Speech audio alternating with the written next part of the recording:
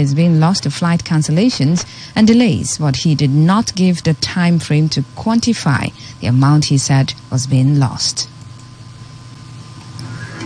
And on the foreign scene, the UN says weak signs of recovery in Afghanistan's economy are at risk of being undone by Taliban restrictions on women working for NGOs.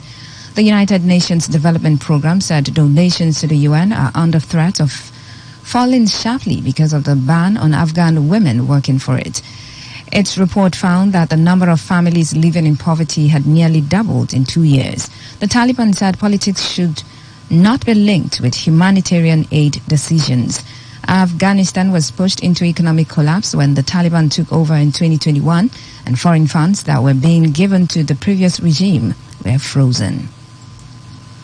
And in sports, Manchester City has submitted a planning application to expand the capacity of their Etihad Stadium to more than 60,000, while adding a hotel, museum and other facilities in a £300 million investment.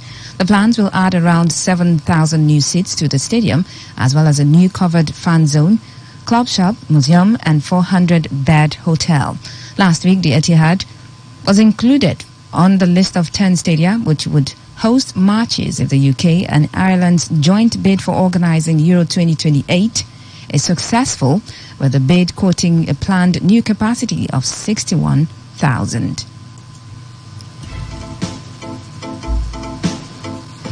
In entertainment, music and talent manager Jerome Batabo has criticized mainstream and upcoming musical artists for creating fake streams popularly called stream farming. Batabo, who spoke to Today FM's Priye Zogo, explained that fake streams would only bring misrepresentation of the artist's figures and data. He also advised musical artists to use organic means like sponsored ads both on social and terrestrial media. I think streaming farms where people go and farm fake streams to boost their images and boost their whatever, to me it makes no sense. It's only bad for you. It only gives you a fake representation of where you are in the music business and how much you're supposed to be earning. Normally streaming sites, correct streaming sites, they investigate that. They know that you are not what it is, so they don't put you up on the algorithm as well streamed person or well demanded for. So they know, they easily spot you guys out. Instead of buying fake streams, why don't you pay for ads? Pay for ads instead and boost your ads, boost your product, bring it in front of other clients that might see it and might like your products and decide to stream your product genuinely. That's my take on the matter. My advice to up-and-coming artists is to do the right thing. Prominent Nigerian artists have been criticized on social media for faking their music streaming figures. To end the news, here's a summary of the major stories. Governor Amadu Fintiri has won the Adamawa governorship election. INEC has revealed plans to write to the Inspector General of Police to investigate and prosecute the resident electoral commissioner for Adamawa State. You heard that transport unions in Rivers State have disagreed over the payment of double taxation. And on the foreign scene, we told you that the UN has revealed weak signs of recovery in Afghanistan's economy are at risk of being undone by Taliban restrictions on women working for NGOs. That was the news. Is edited by Ifunaya Obemendukwe. For comments and inquiries, please call 0818-389-2850 or send your emails to news@todayfmlive.com. You can also read our stories on www.todayfmlive.com. I am Faustina Oputu. Good evening. Thanks for listening.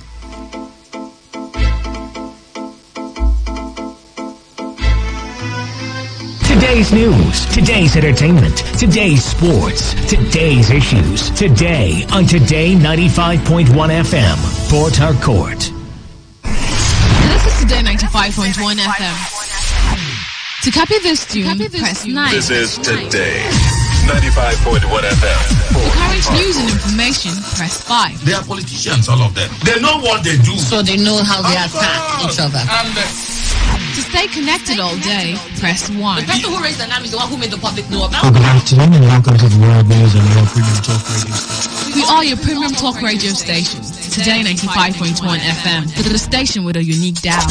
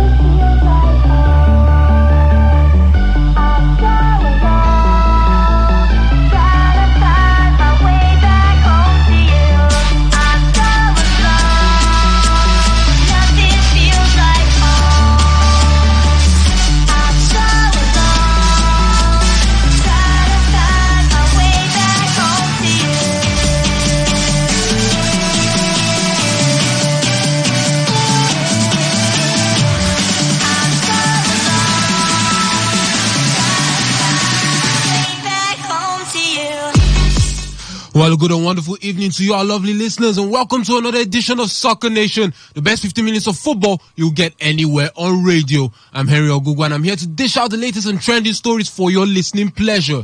So let's get this show on the road.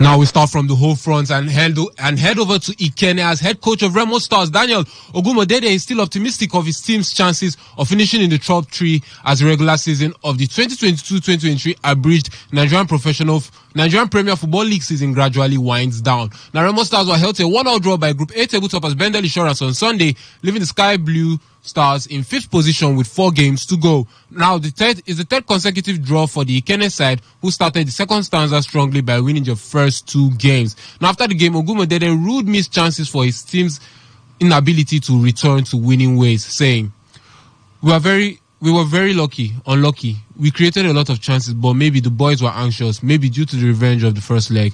So I think that created a lot of anxiety. Our game plan worked out, but it's not the result we wanted. I do not feel too good about the result, but I just need to pick up the pieces to help my players continue to go strong. It's 3 consecutive draws, but don't forget that we have not lost in the second round as well. We are now thinking about the next game to go to Aba and get the 3 points there. It's possible. And on our chances, I would say most likely we will keep fighting till the end. Now, the remaining 4 games ahead of Remo Stars make their qualification an uphill task as they face Eimba in Aba before going up against Aqua United at home. After that, they will travel to face Plateau United in Jos and then Kwara United at home for their last game of the regular season.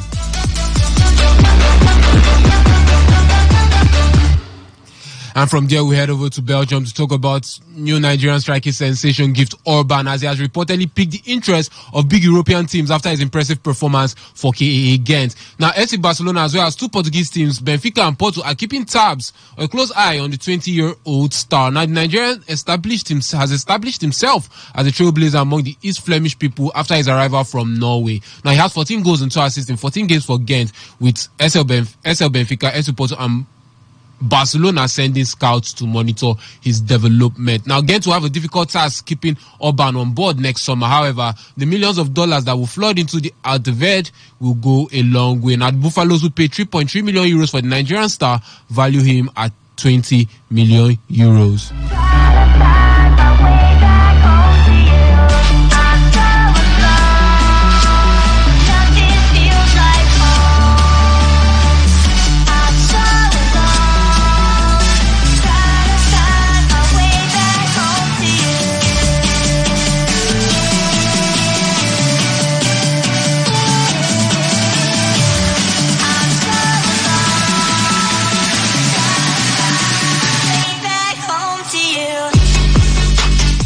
And now it's time to talk about the man, Victor Osimhen, as Bayern Munich legend Lothar Matthäus believes that he is tailor-made for his old club, as the Bavarians have been linked to the summer move for the Nigerian international. Now, the Bundesliga champions are reportedly ready to spend 100 million euros on Osimhen, with Manchester United, Chelsea and Paris Saint-Germain also said to be interested in the striker.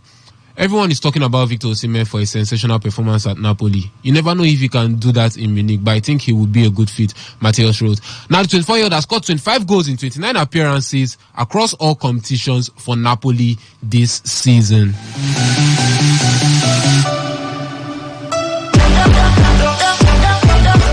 Now, still sticking with Victor Osimhen and his Napoli side as they prepare for their Champions League quarter-final tie or return leg against AC Milan.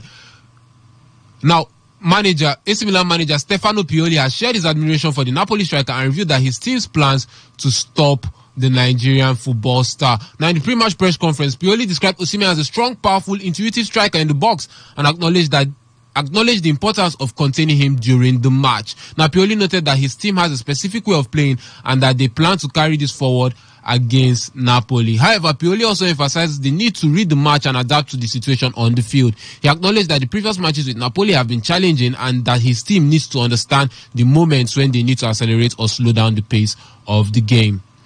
He's a strong, powerful, intuitive striker in the box, Pioli said. We have our own way of playing and we have to carry it up forward. The last matches with Napoli, you have to know how to read them. Within the race, You have to understand when to accelerate, when to brake.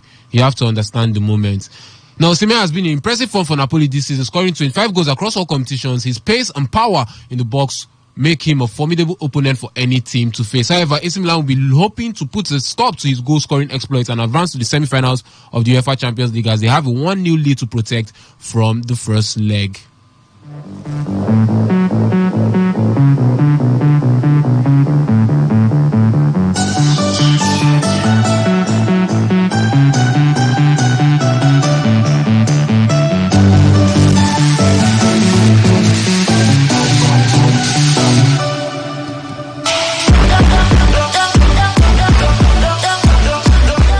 And now it's time to talk about another Nigerian striking sensation, Victor Boniface, as ahead of the 2023-24 season. Italian giants AC Milan are in the market for a striker as a replacement for underwhelming Divock Origi and has identified the Nigerian as a suitable replacement for the Belgian. Now, Boniface has been in sensational form since his transfer to Belgian side Union Saint-Gilloise, with a goal involvement of 21 in all competitions, with 8 coming in the Europa League. Now, the 22-year-old has been heavily linked with a move to Milan, and according to reports, Origi's recent disappointing performance against Bologna seems to have convinced Paolo Maldini and Ricky Massara to buy the Nigerian to partner Olivier Giroud next season. Now, Boniface did join the Brussels-based team from Bodo Glimt for a club record fee of €2 million at the start of the season and has been in sensational form since then. Now, reports have it that Union will consider an offer in the region of €20 million for the Nigerian forward.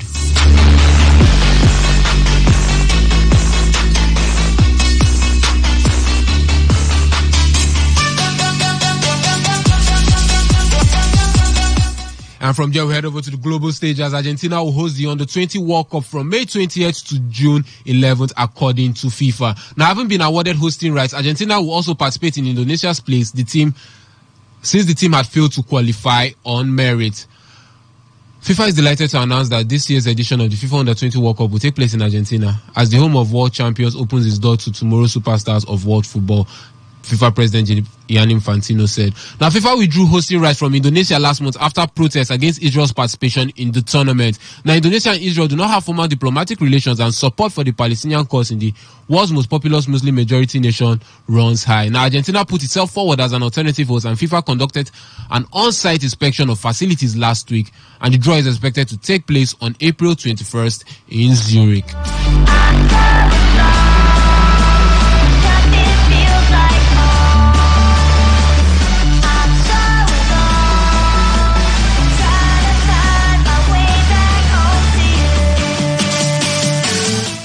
And from there, we head over to the Premier League as assistant referee Konstantin Hatzidakis will officiate on Saturday, stood down pending an investigation but cleared of any wrongdoing